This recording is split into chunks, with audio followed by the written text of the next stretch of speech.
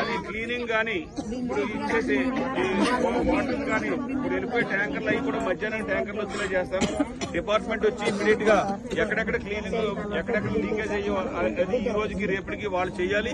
5-6 రోజుల్లోనేమో కొత్త pipe line పని మొదలు పెట్టాలి. అలాగే వారం రోజులు 10 రోజుల్లో బరియల్ గ్రౌండ్ది ఆ రోడ్డుది 80 లక్షల రూపాయలది అతనిది సతీష్ దేత 2 కాంట్రాక్టులు నా దగ్గర తీసుకొచ్చి వాళ్ళు ఇప్పుడు చెప్పిన విధంగా పనులు ఇమీడియట్ 4-5 నెలల్లో మంచి రోజులు వస్తాయి. 4-5 నెలల్లో ఓపు పట్టండి, అన్ని జరుగుతాయి. మళ్ళీ మీరు ఒకరు ఎక్కువ పని మనుషులు లేరు, క్లీన్ చేసింది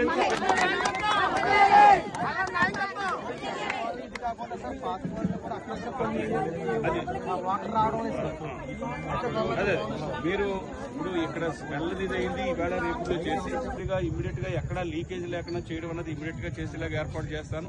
5-6 రోజుల్లో ఈ పని 25,83,000 రూపాయల పని మొదలు పెట్టేలాగా చేస్తాను. అలాగే ఒక ఎస్టిమేట్ కూడా ఇప్పుడు తయారు చేయమని చెప్పుకున్నాను.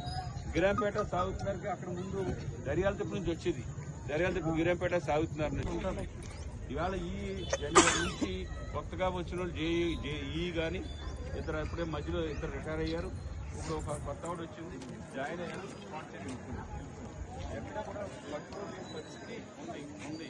మన పళ్ళు అరిచేస్తే వచ్చి వెంటనే చూసే పరిస్థితి ఈవేళ కాదు. త్వరగా మన ట్యాంకర్ ఇంకో అద్దె ట్యాంకర్ కూడా పెట్టి మధ్యాహ్నం నుంచి మీకు వాటర్ వచ్చేలాగా నేను ఏర్పాటు చేస్తాను. అందుకని మీరు ఇతరులని పిల్లలను ఆ స్కూల్కి వెళ్ళిన వాళ్ళని ఆఫ్ చేయడం అన్నది కాదు.